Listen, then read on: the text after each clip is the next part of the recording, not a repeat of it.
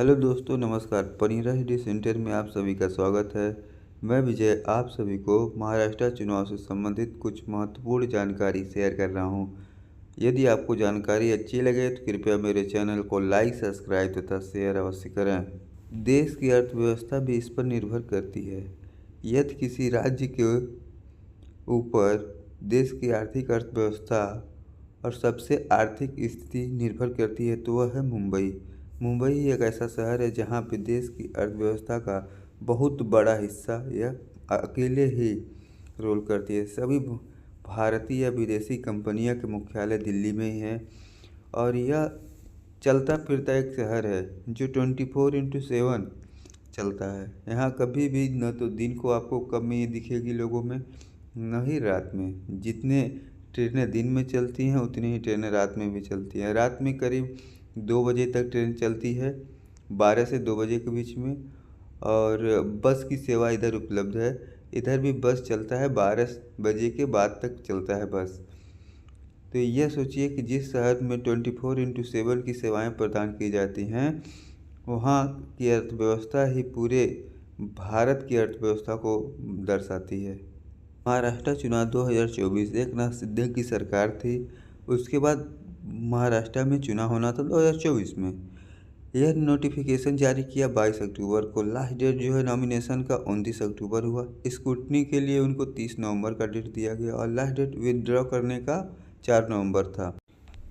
Election का date जो है वो 20 नवंबर था तथा काउंटिंग का डेट जो है 23 नवंबर को था और 26 नवंबर को ये लोग सरकार बनाने के लिए दावा पेश करने वाले हैं। इतने भी डेट दिया गया है, यह चुनाव आयोग के द्वारा, स्टेट चुनाव आयोग के द्वारा डेट दिया गया है। लेकिन सरकार बनाने का जो डेट है वह पार्टी के कमान द्वारा तय किया जाता है कि किस डेट में वह अपना जो है राज्यपाल को सरकार बनाने के लिए लेटर देंगे, अपनी जो है बहुमत साबित करने के लिए लेटर देंगे और उनसे परमिशन लेंगे कि हम सरकार बनाने के लिए आवेदन कर रहे हैं। देश की सबसे बड़ी आर्थिक राजधानी मुंबई, महाराष्ट्र। मुंबई शहर जो है वह अरबियन सी के साइड में बसा हुआ है, यानी पूरा महाराष्ट्र अरबियन सी के साइड में है।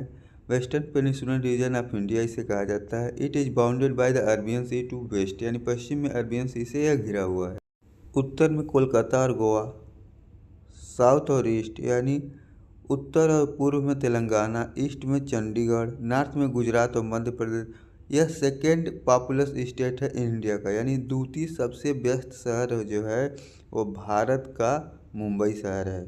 महाराष्ट्र, इससे पहले इसका नाम जो था स्टेट ऑफ बॉम्बे था, जो 1950 और 1960 के बीच में था।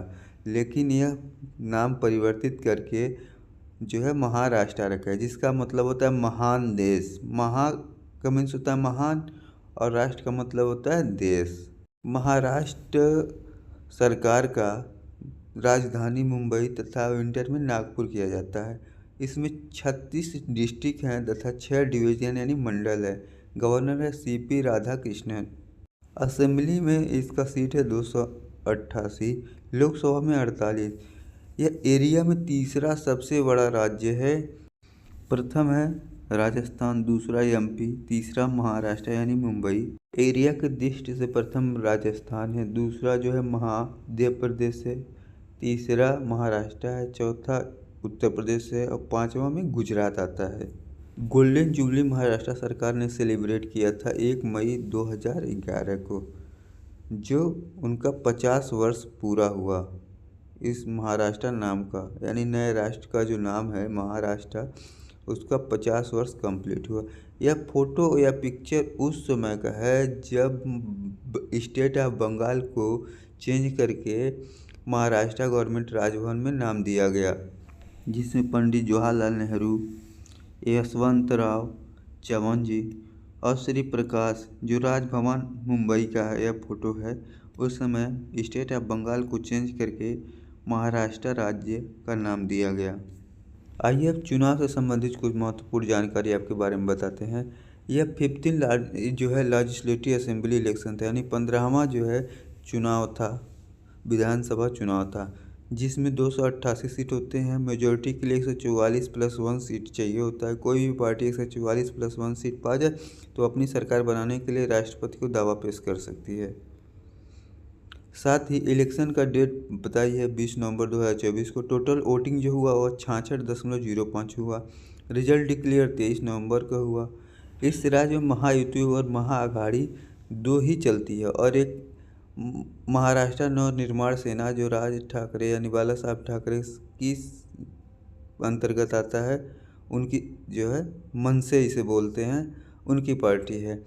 महायुति में आते हैं भाजपा, शिवसेना एकनाथ शिंदे की और अजित पवार की नेशनलिस्ट कांग्रेस पार्टी आती है, जो अभी 234 से 235 करीब में सीट जीत चुके हैं और सरकार बनाने के लिए ये लोग दावा पेश कर दिए हैं। 26 नवंबर यानी आज की डेट में ही ये लोग सरकार बनाने के लिए राज्यपाल महोदय के साथ शपथ ग्रहण करेंगे और राज्यपाल महोदय द्वारा इनका शपथ ग्रहण किया जाएगा माननीय मुख्यमंत्री जी का। अब जो भी मुख्यमंत्री भाजपा के या शिवसेना के या अजित पवार नेशनलिस्ट कांग्रेस पार्टी के चुने जाते हैं, उनको जो है मुख्यमंत्री पद के लिए दिया जाएगा। महाअघाड़ी में आते हैं नेशनल कांग्रेस और उद्धव ठाकरे की शिवसेना पार्टी, जो इसका मसाल है।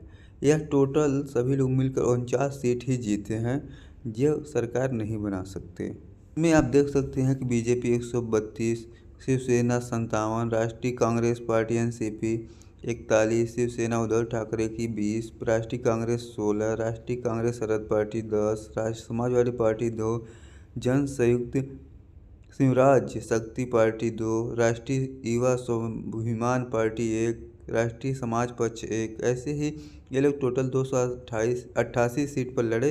देखते हैं कि सबसे ज़्यादा वोटों के अंतर से किसने जीता।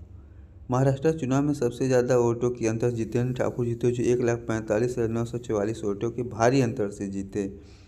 काशीराम बेचन, शिवराज शिंदे, धनंजय मुंडे, दिलीप बोसे, आशुतोष काले और एकनाथ शिंदे तो भारी अंतर के वोटों से जीते हैं और सरकार बना रहे हैं। आप सभी को वीडियो देखने के लिए धन्यवाद। कृपया मेरे चैनल को लाइक, सब्सक्राइब और शेयर अवश्य करें।